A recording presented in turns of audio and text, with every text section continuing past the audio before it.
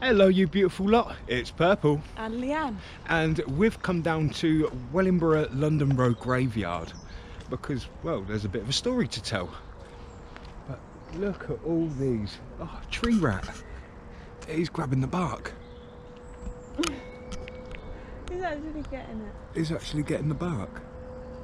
He must be hungry. He is, yeah. He's a ninja. Look at the way he taps it. Oh, there's And another one there. one. That looks more grey.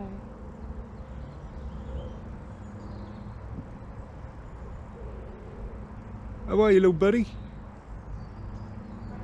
But yeah, anyway, this graveyard is filled with wildlife. So many squirrels, robins, little blackbirds. It's beautiful. And of course you've got all these wondrous yew trees. And of course the yew tree is a sign of the spirit world, you know. It's a great commemoration, I suppose. So all around this graveyard you will find it's surrounded by yew trees. And they're beautiful, look. It's really something. But the main reason why I am here is because I need to take you all back to the reign of King Henry VIII. And if you remember, he married Catherine of Aragon and cheated on her with Anne Boleyn. Now, of course, it was a terrible ordeal, but Catherine of Aragon had a child called Mary.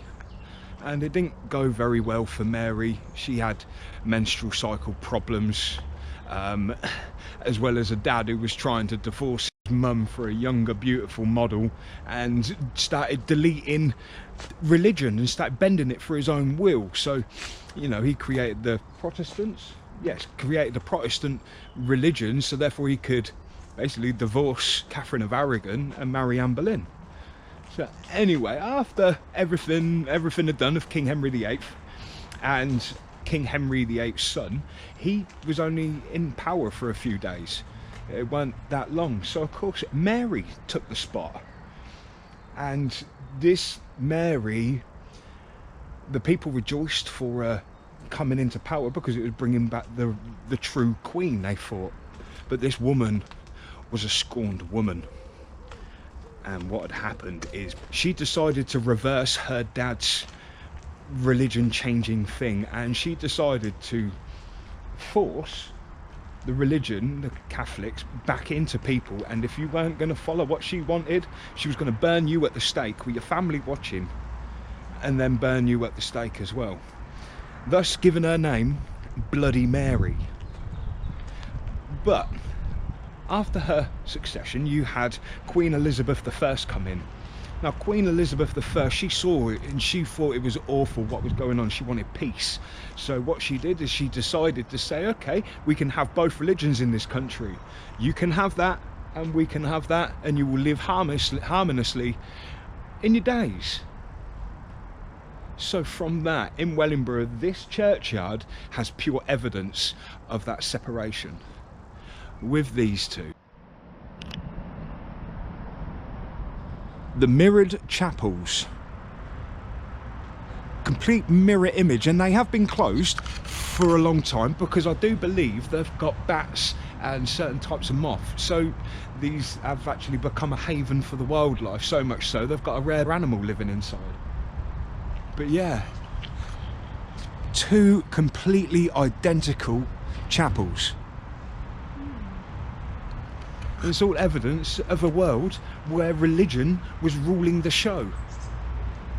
What did you spot, Leanne? Look at that way. Oh. John asked him, shoemaker poet 1825, 1890. Yeah, part of the heritage trail. Yeah.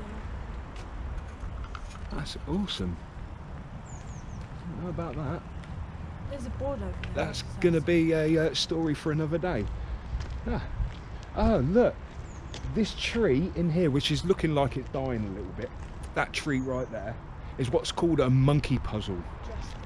Yeah, it comes from the Jurassic Age. That's right, that's right. Epic. Yeah, monkey puzzle. What they look like. Yeah. And I suppose this would have been the gatehouse. Yeah. Yeah.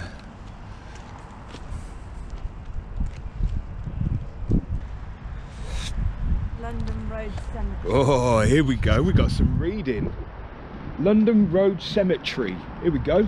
During the 17th and 18th centuries, the practice of burial in Church of England churchyards was increasingly being criticised.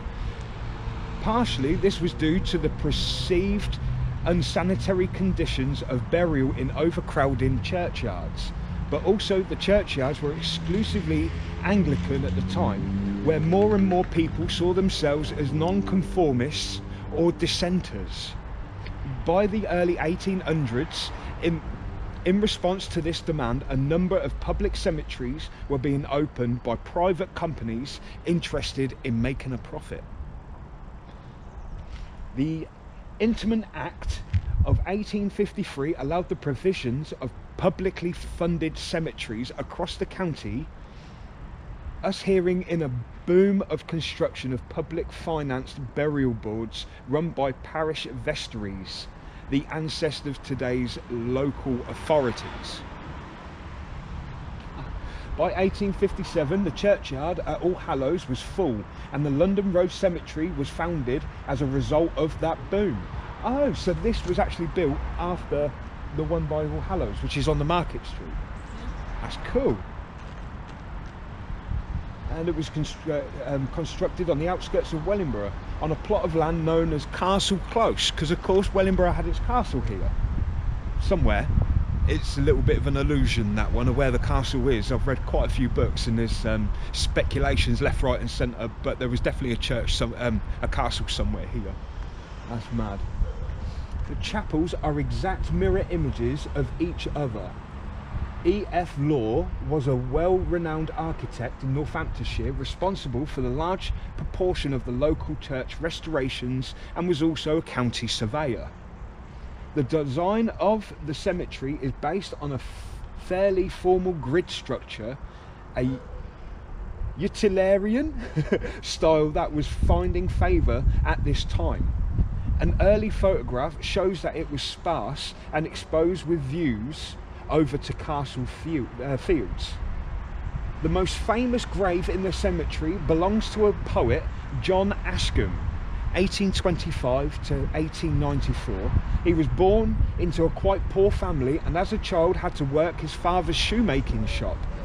He therefore received very little education and later in life taught himself to read and write. In 1871, Northampton elected him to the city's first school board. During his life, he was also a schoolmaster, a journalist, a secretary of the library housed in the Corn Exchange and Literary Institute on Market Square. His grave is near the Northern Chapel, tended by the Wellingborough Civic Society, and exact from probable his most famous poem, work while is today, reads: